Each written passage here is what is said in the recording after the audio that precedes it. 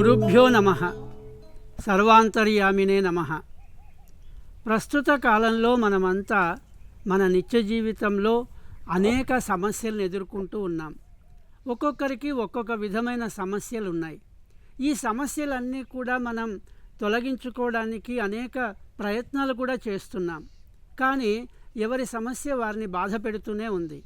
ఇంతకీ సమస్యలన్నిటికీ పరిష్కారం ఏమిటి అని ఒక్కసారి విచారిస్తే ఎప్పుడో మన పూర్వీకులు మన ఉపనిషత్తుల ద్వారా మనకు అందించారు. అయితే ఆ విషయాలనే మన మహాత్ములు కూడా వారిని జీవితంలో అనుభవించి మనకు అందించారు. ఆ విషయాలే ఇప్పుడు మనకు అనేక మార్గాలుగా అనేక మహాత్ములు మనకు బోధిస్తూనే ఉన్నారు, బోధించారు. ఇప్పుడు మనం తెలుసుకోవాల్సింది ఏమిటంటే సమస్యల నివారణకు ఒకటి ఏమిటంటే మన జీవిత లక్ష్యం ఏమిటో మనకు తెలియాలి. మన జీవిత లక్ష్యం తెలిస్తే మన సమస్యలకి పరిష్కారం దొరుకుతుంది. మరి ఈ జీవిత లక్ష్యం ఏమిటి అంటే మనం పుట్టుక నుండి జీవితం ఎప్పుడు ప్రారంభమైంది అంటే మన పుట్టుక నుండి ప్రారంభమైంది. ఎప్పటి వరకు ఉంటుంది అంటే మనం పోయే వరకు ఉంటుంది. ఈ మధ్య కాలాన్నే మనం జీవితం అంటున్నాం. ఎవరి జీవితం వారిది, ఎవరి పుట్టుక నుండి ఎవరి ప్రాణం పోయేంత వరకు. ఇక్కడ పుట్టుక గురించి విచారిస్తే మనం ఎవరికి పుడతామో మనకు తెలియదు. పోనీ మన కన్న తల్లిదండ్రులకి మనం పుడతామని తెలియదు. ఇలా తెలియకుండా మన పుట్టుక జరిగింది. సరే, జరిగిన తరువాత మనం బుద్ధి తెలిసేంత వరకు తల్లిదండ్రుల ఆలనా పాలనలో ఉంటాం. బుద్ధి తెలిసిన తర్వాత ఈ ప్రపంచాన్ని అనుభవించడానికి ప్రయత్నం చేస్తూ ఉంటాం. ఇలా ప్రయత్నం చేస్తూ మన జీవితం గడుపుతున్న కొద్దీ పోయే వరకు కూడా ఈ ప్రపంచంలో మనకు ఆనందం లభించాలనే తాపత్రయం ఉంటుంది. పసిపిల్లల నుండి పండు ముసలి వరకు కూడా ఏమిటి కోరుకుంటామంటే ఆనందంగా ఉండాలని కోరుకుంటాం.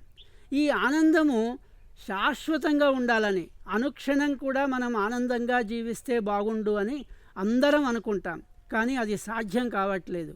ఎందువల్ల సాధ్యం కావట్లేదు అంటే ఇప్పుడు మనకు అర్థమైంది ఏమిటి అంటే మన జీవిత లక్ష్యం ఆనందమే. ఆనందమే జీవిత లక్ష్యమని మనకు ఉపనిషత్తులు కూడా బోధిస్తున్నాయి. ఆనందో బ్రహ్మే దివ్యజానాత్ అంటే ఆనందమే పరబ్రహ్మమై ఉన్నది అని మనకు ఉపనిషత్తు తెలియజేస్తుంది. అలాంటి ఉపనిషత్తులో చెప్పిన వాస్తవమైన సత్యాన్ని మనం తెలుసుకున్నట్టయితే మన నిత్య జీవితంలో మన జీవిత లక్ష్యమైన ఆనందాన్ని మనం పొందడానికి ప్రయత్నం చేయడమే ఈ ఆధ్యాత్మిక మార్గాల యొక్క సారాంశం. ఇప్పుడు మనం శాశ్వతానందం కోసం ప్రయత్నం చేయాలి. శాశ్వతానందం కోసం ప్రయత్నం చేయడం లేదు గనక మనకిప్పుడు ప్రపంచంలో సమస్యల్ని ఎదుర్కోవాల్సి వస్తుంది. మరి శాశ్వతానందం కోసం ప్రయత్నం చేస్తే సమస్యలు దూరం అవుతాయా అంటే తప్పకుండా దూరం అవుతాయని మనకు ఈ ఉపనిషత్తులు కానీ మన మహాత్ములందరూ కానీ వారి నిత్య జీవితంలో నిరూపించారు. అలాంటి అనేకమైన మార్గాలలో అనేక ఉపాయాలలో ధారణా యోగం కూడా అత్యంత శ్రేష్టమైంది, సులభమైంది కూడా. అలాంటి సులభమైన ధారణా యోగాన్ని ప్రస్తుత కాలంలో ఉన్న సమాజానికి అందింపజేయడం కోసం ధ్యానప్రస్థం ఏర్పడింది. ఈ ధ్యానప్రస్థము ద్వారా ఈ ధారణా యోగాన్ని అవగాహన చేయించడం కోసం ఈ ఛానల్ ద్వారా ప్రయత్నం చేస్తున్నాం. అంటే ఏమిటి? శాశ్వతానందమైన మన జీవిత లక్ష్యాన్ని మనం పొందడానికి ప్రయత్నం చేయడమే ముఖ్యమైన కర్తవ్యమై ఉంది.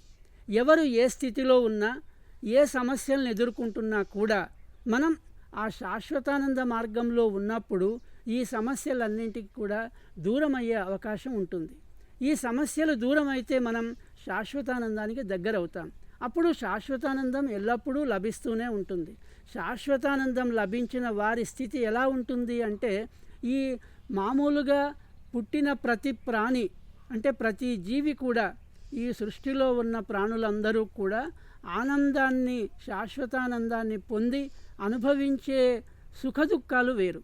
సామాన్యులు ఏ ప్రయత్నం చేయకుండా శాశ్వతానంద సాధనలో లేకుండా అనుభవించే సుఖదుఖాల వల్ల అనేక ఇబ్బందులు ఎదుర్కొంటూ జీవితాంతం బాధపడుతూనే ఉంటారు.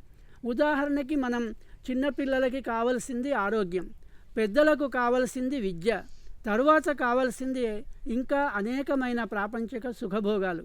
ఈ సుఖభోగాలన్నీ అనుభవించడానికి శాశ్వతానందం చాలా ముఖ్యమైంది. ఎవరమైతే శాశ్వతానందం కోసం ప్రయత్నం చేస్తామో వారికంతా కూడా ఈ ప్రపంచమంతా కూడా సుఖమయంగా మారుతుంది. దుఃఖాలన్నీ దూరమవుతాయి. సమస్యలన్నిటికీ కూడా ఏకైక పరిష్కారం ఇదే. ఆశ్రిత జనాః ఆనందినో భవంతు.